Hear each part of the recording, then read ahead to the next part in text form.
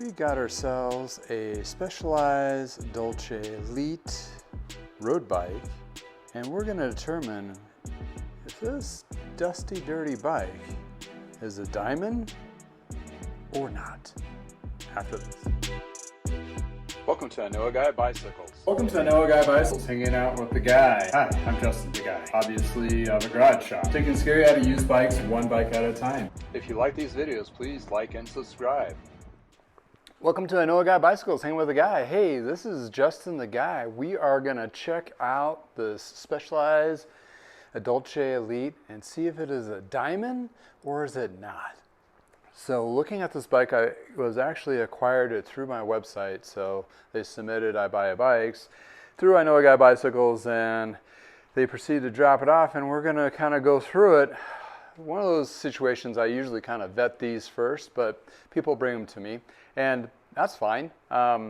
It's just one of those situations where I might get myself into something where I feel like I'm obligated. So let's just say, let's dive into this and see if it's a good purchase for me and for the person I'm going to be building it for, or is it something I'm going to have to put a lot into it and a lot of extra elbow grease, because you just never know sometimes. So first thing we're going to do is dive into the wheels and determine if they're in good standing order. You can do this by spinning them and checking the brake pads here and see if it's true or not. But the best thing is to muscle the skewer off and release it and kind of feel the actual hub bearing. So actually that does feel pretty good. This individual was the original owner, and she did say she never really rode it. So that being said, not really sure what that all means sometimes. But what we're looking at here is, oh, that's pretty smooth too. But we got ourselves a trainer skewer. So essentially this bike went straight onto the trainer. It doesn't have a trainer tire on it, but the tire has a lot of tread and meat still on this. So it got put on a trainer and never got used. You know, that exercise equipment that you have in the basement that becomes like clothing racks? This could be what that is. So we're going to take a little bit further look, and also we're going to check the chain with our little fancy chain checker.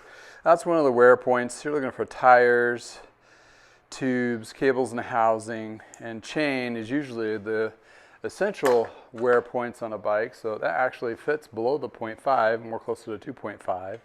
So that looks pretty good. So we're going to pop this off real quick. This particular chain does not have a power link, so I will probably replace it with one.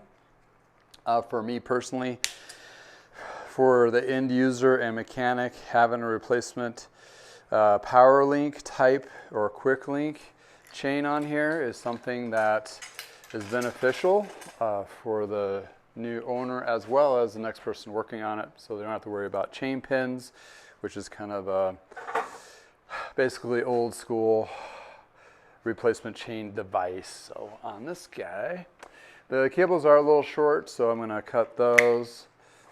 And I noticed on the front here, the cable has a nice kink to it. So I'm going to replace the front, or all the cables on this guy, which I do usually, but that is giving you a reason why I replace them. And also replacing the housing, especially the shifting, will improve the shifting mechanism, because even though this bike may have not been used that much, this rear piece of housing is usually the culprit of any kind of misbehaving derailleur issues in the back. So we're going to pop this computer off. Essentially what I'm trying to get down to is the actual frame and inspect that, because if your frame is compromised, you basically have a box of parts. So we're going to determine if the frame is in good case, but I'm going to take off this computer as it is old, obsolete, and in the way of my inspection, like so. I'll just leave that there. Oh. All right, on to the derailleurs. Looking to me that it's just a lot of garage dust and grime, which sticks to all these little parts if you will. And what I like to do is scrape off these little bit of extra Teflon buildup from the old chain where the grease or Teflon cakes up. Notice on some of the lubes are really bad by doing this, by reapplying. So White Lightning was one of those. Finish Line was another brand that would really get a lot of extra boogers on your drivetrain if not cleaned regularly. So just to keep that as a side note, we're going to dive into this. This is actually a pretty decent componentry bike. I mean, it has Tiagra on it, but the nicer, newer Tiagra. It is a 9-speed in the back, but it does have a triple, so that would give somebody a really good opportunity to do a lot of hill climbing and having a wide range of gears on that. So we're gonna release this crankset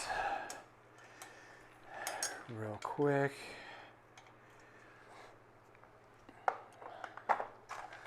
And what I found, if it's just dust and dirt and the chain has been worn, it's usually just a good cleaning of the drivetrain, which the ultrasonic cleaner is a great opportunity to do such a thing.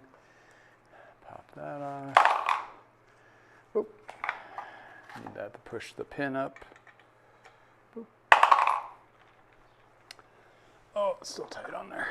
Let's make sure you're, oh, yeah.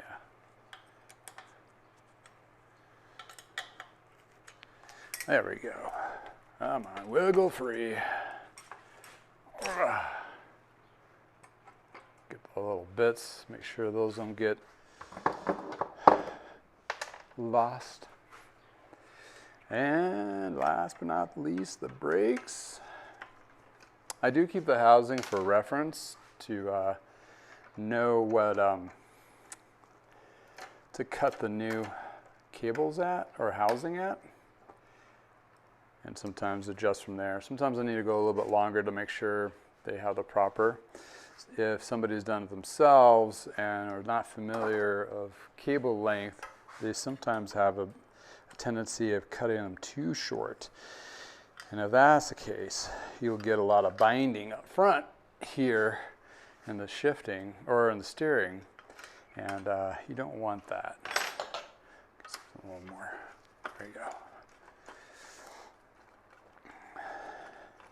So I take all these parts and I do put them in the ultrasonic cleaner to get all that grime and grit out of the pivots to kind of rejuvenate it. Then I re-lube it with light, fresh, it's called Tri-Flow Superior Lube, and that stuff seems to work really well, refreshing all the pivots and jockey pulleys alike, all those little moving little mechanisms. It usually works really well. It's a lighter lube, so it doesn't cake up like some of the other lubes do, booger up. Taking this bottle cage off, checking the bottle mount braze-ons, because sometimes these can be compromised and you can kind of hear it squeak, which means it's dry. I will clean these and also re-lube these bolts when I put them in, so there's not a chance of them getting cross-threaded or wedged on there, because this is basically a rivet that goes into the frame, and if that is compromised, it needs to be cut out, drilled out, and replaced, which there's a huge risk of scratching the frame and so forth. It's just kind of, I mean, it can be done, but it's really just a pain in the butt, so it's something you want to avoid doing by all means. All right, use my mix of Purple Power and water. I usually do 50-50. Spray my rag here, and then we're just going to inspect each tube. Chain stays, seat stays, double check the carbon here in the back, make sure it hasn't been compromised. Look on the frame. Make sure there's no cracks in the aluminum. Check all the scary areas. Inspect the carbon fork. Try to get as much as that dirt and grime off. because sometimes that will hide damage, and you want to make sure you have a good inspection of this. So, and I like to inspect it each side. That will, kind of help give angles is really a thing, to see what you're looking at and what might be compromised. And the rag sometimes will indicate, if it catches on something, that there's a scuff or something that may be not quite right. Then, last but not least, I inspect the bottom, make sure there's no hairline cracks. Oh, this has the born on date. This was built on February 14th. Oh, it's a love bike. 2009. It's a Valentine's special. Look at that. And it has the serial number down here. As well, it's stamped into actual metal, so those are secure. Actually, it was sold at Peloton, which was a bike shop in Fort Collins. That was one of our competitors when I worked at Lee's. Neither Lee's or Peloton are no longer around, but their stickers still float, and I have a big old stack of stickers that I collect. So what I'm checking underneath, that's where car racks can kind of damage. Also, double check the carbon underneath as well as the chain stays, and also the fork. Well, all right, so far we are doing good. We'll clean the componentry, see if there's anything that's kind of scary there, but so far we're doing pretty good. So let's just plow away and clean the parts and get the pieces back together and see what we find.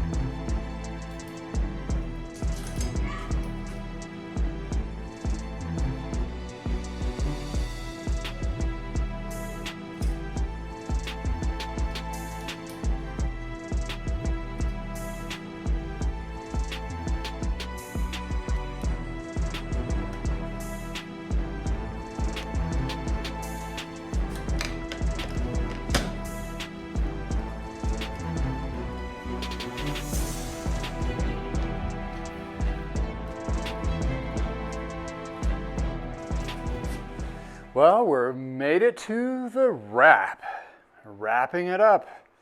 So, in conclusion of going through this bike, cleaning the parts, double checking the frame, detailing it, trying to get all the scratches out. This is a white bike, so white bikes are a little bit harder to make sure they're completely clean. But what's nice about white bikes when you're doing detailing, you can get them to look pretty much like new. Super shine, super gloss to it. The wheels turned out to be pretty immaculate. They are true. The hubs are very smooth. Componentry cleaned up really well. I didn't have to do more than one cycle of sonic cleaner, ultrasonic cleaner, to get the parts cleaned. And I also do the brakes because that really kind of gets all that nitty gritty dirt out of the little pivots and so forth. And then you can add fresh lube to them so they're a little more perfect in a sense of best braking performance. And also scuff up the brake pad a little bit by more of aggressive sandpaper, or you can use a file. Just a little bit, just to get the glaze off, to give a little more responsiveness to it. So here we are. I'm just cutting my little in trim pieces here for my bar tape. I tried to save the white tape because it looked like in pretty good condition. In other words, no scuffs and so forth. But it had some dirty spots that just did not pull out. And you know, quite honestly, I'm not a keen of used bar tape because that's somebody else's sweat and grime. So best just to replace it, and it's really not too terribly expensive to do so. So it's one of these things that, yeah, it is an art form to actually wrap bars, but actually the cost of it is probably not too terrible to have it professionally done once a season. And especially if you get a new bike, it's something that I would already equate as a cost.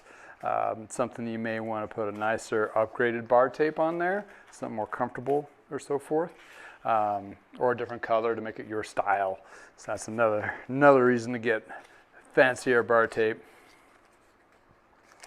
So we are coming to a wrap on this guy. Yeah, it's fighting me a little bit here. All right.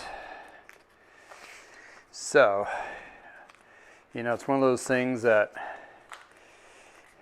you do so much that when you actually think about it doing, I screw up. So, therefore, I kind of just have to like put it on the back burner and go on autopilot and not really talk about what I'm doing when I'm wrapping the bar. But anyway, this had actually some good gel tape or gel padding underneath, which I'm trying to save. And it adds some added comfort to whoever's going to be getting this bike, which will hopefully give them a better riding experience and less discomfort on those long rides, just make it more enjoyable. So it's a win-win for everybody. And they still make this gel, which is interesting. It's kind of like, there are all different variations of it over the years. One was actually in a pouch, which is in the bike behind me, the Roubaix, and the liquid kind of floats around inside there. I don't think it's that drastic. And sometimes if that bursts, you have a little bit of a goopy mess kind of thing. So try to get this more even. And plus the finishing tape on this was kind of sloppy. That's a good word, sloppy. So we're going to give it more of a crisp, clean final touch here of a tape. So even though a package comes with covered tape, it's usually, you'll see professionally done electrical tape. Then they'll put the decaling logo one on there if they have that to cover it up. But anyway, the electrical tape, you can get it to look pretty clean and professional all on its own, just like so. Some mechanics, they actually use super glue to kind of hold down the bar tape, which I think that's kind of a little bit of overkill. But, you know, to each his own. And again, there's several hundred different ways of wrapping bars. So it is almost really, literally to each his own scenario of doing so. So to recap, while I wrap this other side, is it a diamond? Well, I would certainly say it was. Dirty? Yes. Need some adjustments? Yes. Cables? Wire tape? Yeah. New pedals? Yeah.